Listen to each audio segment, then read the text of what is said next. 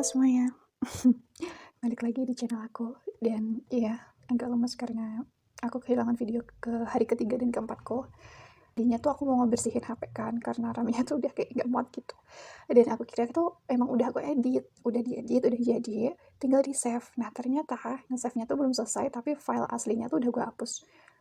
Dan ya, itu kronologinya. Jadi hari ini gue bakalan lanjutin buat hari ketiga sama keempatnya.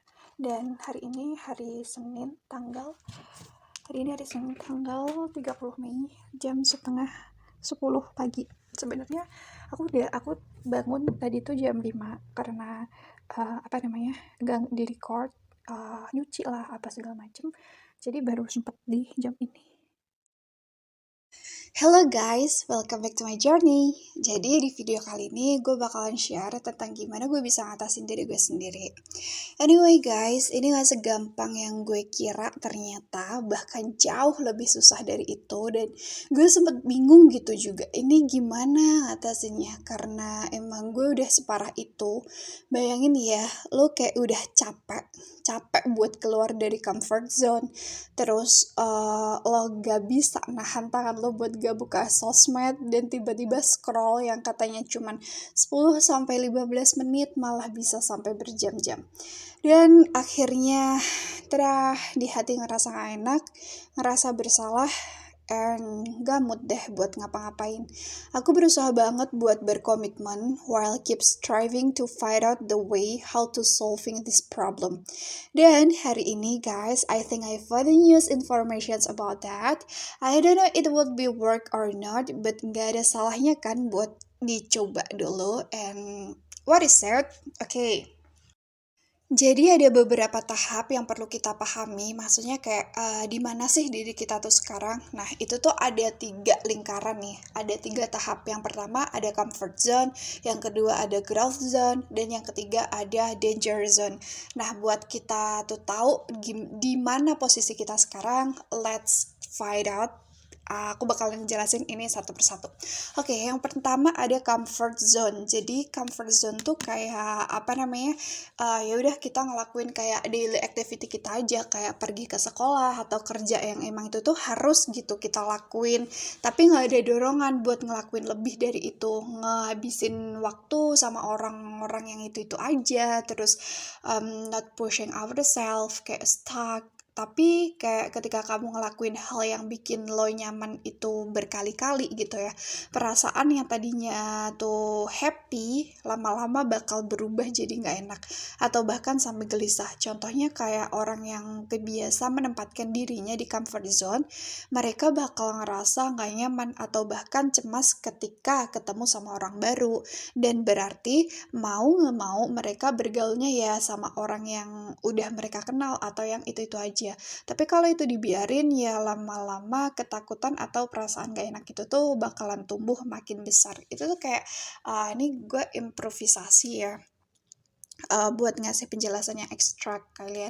Kayak comfort zone itu ya udah kita kayak sekolah biasa, kerja biasa, tapi tuh kayak nggak ada dorongan, nggak ada semangat buat kita tuh ngelakuin lebih di situ. Misal kayak sekolah nih ya, sekolah tuh ya udah ngerjain tugas biasa gitu aja, tapi kayak nggak ada push ke diri kita sendiri kalau gue harus jawab ini tuh berlembar-lembar biar gue bisa dapetin nilai yang bagus gini. Ya udah nggak. Semisal gurunya atau dosen kita tuh minta statement kita tuh 2 paragraf aja, ya udah kita cuman ngasih 2 paragraf itu. Tapi kalau ada push itu berarti kita ngasihnya lebih, mungkin jawaban kita jadi 4 atau 5 paragraf kayak gitu. Terus lanjut lagi kita ke growth zone. Nah ketika kamu udah ngerasa nih agak muak dengan aktivitasmu yang cuman itu aja, harusnya kamu bisa dong ngedorong diri kamu buat ngelakuin hal yang agak sulit nih, dan itu bakalan nempatin kamu di lingkaran growth zone. Growth zone, sorry kalau ada mispronunciations. Lah, terus gimana caranya biar kita tahu kalau kita mau ada di posisi growth zone? Gampang banget, ketika kamu enjoy ngelakuin sesuatu, please banget buat sesegera mungkin usaha for living that zone. Dan ketika kamu ngelakuin sesuatu yang kamu rasa itu sulit, and a little bit overwhelmed, congratulations, persistent at the growth zone you are. Kayak apa ya, ketika kamu tuh udah ngerasa struggle gitu loh buat ngelakuin sesuatu. But when you feel struggle, this is the real progress that you made. Actually, semisal gini, kayak ini gue pernah baca ya juga di bukunya Mark Manson yang udah berhasil bantu gue buat bangkit sebelum burnout parah ini. Kalau lo mau dapetin badan yang bagus, ya lo harus rela buat nyiksa diri lo setiap hari gitu di tempat gym, berjam-jam, terus workout apa segala macamnya. Kalau lo mau lancar ngomong bahasa Inggris, ya lo harus mau buat belajar tiap hari, ngafalin kosakata, dengerin podcast, atau mungkin belajar grammar seharian gitu ya. I know it's not easy, tapi justru ini yang bisa ngebentuk kita. Let yourself to take the process, even itu cuma 1% setiap harinya. At least dari situ bisa ngurangin kepanikan yang muncul karena lo bermalas-malasan.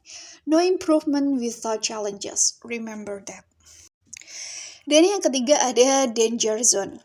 Ngomongin soal danger zone, ada penelitian yang nyimpulin kalau kalian terlalu ngedorong diri kalian buat ngelakuin lebih, kalian bakal ngalamin cedera. Ini juga bisa jadi salah satu alasan kenapa banyak orang lebih milih buat tetap stay di comfort zone.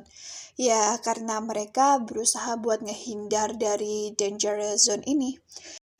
Okay, let me give you an example. Ini tuh kayak ada orang, sebut aja si Joko gitu ya. Joko ini tuh mutusin buat ngerubah hidupnya. Dia mulai mikir yang positif-positif, makan makanan sehat, pergi nge-gym tiap hari. Tapi ketika dia udah nginjek hari akhir dari bulan pertama dia ngelakuin itu, dia milih buat balik duduk di depan TV, nonton Netflix sambil nyemilin cookies. Kalian tahu gak kenapa?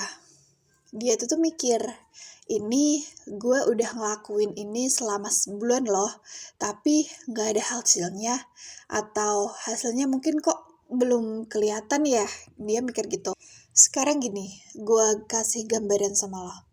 Pohon bambu nih ya, sebelum dia tumbuh menjulang tinggi ke atas yang membutuhkan waktu kurang lebih hanya beberapa bulan, proses dia buat memperkuat akar di dalam tanah itu butuh waktu kurang lebih 4-5 tahun, yang tanpa orang lain tahu.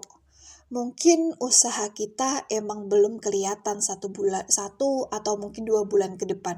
Tapi lo percaya deh sama gue, gak ada yang namanya sia-sia. Apa yang selama ini lo perjuangin, effort yang udah selama ini lo kasih, lo korbanin, bakal kesimpan dan jadi hasil yang sangat amat memuaskan di waktu yang tepat juga pastinya.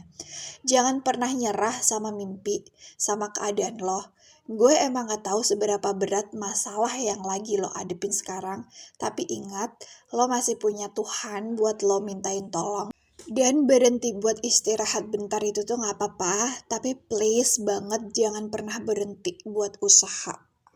Dan kalau udah kayak gitu, how to survive when you gonna feeling stuck?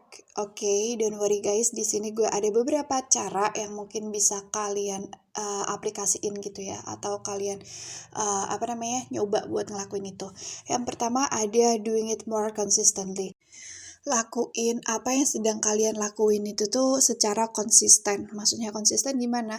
Kadang kan kita ngerasa kayak lagi exhausted parah nih hari ini. Terus di jadwal kita tuh ada nih tes, kita latihan buat tes TOEFL sehari itu tuh 1 jam misal let's say. Terus itu ada di jam 9 setelah kita ngelakuin ngerjain PR atau mungkin nugas gitu ya. Kita ngelakuin jam 9 itu kita dedikasikan buat tes TOEFL, buat belajar buat tes TOEFL. Nah, di sini posisinya kita lagi capek banget nih seharian karena udah mungkin banyak tugas apa segala macam. Nah, justru ini rintangannya. Maksudnya gimana caranya biar kita tuh tetap bisa ngelakuin apa yang udah diserap dari awal itu di saat yang kita tuh sebenarnya udah capek parah, udah bener-bener gak mood ngelakuin itu. Justru di situ konsistensi lo bakalan dipertanyain. Nah, yang kedua ada doing it more intensely. Maksud dari cara yang kedua ini tuh kayak ketika lo udah ngerasa nih bisa buat ngerjain 20 soal dalam waktu 1 jam gitu ya. Coba lo tambahin tuh 20 soal tuh jadi 30 soal dalam waktu 1 jam. Atau mungkin kalau lo ngerasa 30 soal itu tuh masih lo rasa mudah, ya lo coba cari soal yang tingkat kesulitannya itu tuh jauh lebih tinggi daripada itu tadi. Nah, dengan begitu lo bakal ngerasa lebih challenging dan ada semangat baru buat belajar gitu. Nah, terus yang ketiga ada doing it more longer period of time. Simpelnya itu tuh kayak lo spending more time in wherever you decided to do it. Sebenarnya hampir sama sih kayak pengertian yang sebelum-sebelumnya. Kayak misalnya tuh gini, kalau lo tiap hari nih ya biasanya ngededikasiin 10 menit buat belajar bahasa Inggris. Nah, ketika lo udah ngerasa bosen sama itu, ketika lo udah ngerasa itu tuh udah nggak challenging lagi, ya lo tambahin waktunya buat lo belajar, berarti seharinya jadi 20 menit, 30 menit. Dan kayak gitu seterusnya ya. Terus kalau ada yang nanya, kenapa sih Kak kok kita bisa ngerasain kayak gitu? Kalau personally, menurut aku pribadi, aku bilang itu wajar dan bahkan tuh lo harus buat ngalamin itu, sorry. Ibaratnya tuh kayak gini, ikan kecil yang hidup di akuarium dan tiap hari dikasih makan, pasti dia bakalan tumbuh besar, day by day. Dan dia ngerasa udah gak nyaman karena ukuran tubuhnya yang semakin gede. That's why habitat dia bukan di akuarium lagi, tapi di sungai. Itu sama kayak manusia. Kalau kamu udah mulai gak nyaman dan udah ngerasa bosen buat ngelakuin sesuatu, itu berarti ya lo udah gak cocok lagi sama itu. Dan you need to find something new that suppose you to learn new thing and buat belajar lebih juga gitu. Dan kadang tuh juga nyadarin diri sendiri kalau belajar itu tuh penting tuh juga susah karena biasanya tuh kalau dilihat dari short term-nya nih ya, belajar itu tuh kadang kayak bikin kita tuh tahu kalau sebenarnya tuh diri kita tuh goblok gitu. And of course itu nggak ngenakin banget, dan that's why ada sebagian orang tuh milih buat nggak belajar aja daripada tahu kalau dia tuh goblok. Tapi buat long term-nya atau buat jangka panjangnya, semua pengetahuan yang udah lo dapat, semua pengetahuan yang udah lo punya, itu tuh bakal bikin lo bisa jadi orang yang lebih kritis dalam berpikir dan bisa bikin lo jadi orang yang lebih bijak dalam ngasih nasihat dan juga ngambil keputusan gitu. I know exactly guys, even though it feel difficult at the moment, but trust me, our effort will pay off in the future. Dan sekali lagi gue mau ngingetin, please banget be careful ya, hati-hati kalau kalian keterlaluan dalam nge-push diri kalian, kalian bakal ada di lingkaran yang ketiga tadi. Dan kalau udah kejebak di situ bakal ngerasa burnout parah dan susah banget buat bangkit dan ngerasa positif lagi. Oke guys, gue rasa cukup ya buat video kali ini dan udah lumayan kepanjangan juga durasinya. Ngeditnya gimana? Harus telaten. So, hopefully lo semua bisa belajar dari sini dan sama-sama kita buat berubah jadi manusia yang lebih baik lagi setiap harinya. Thank you for watching. See you and bye-bye.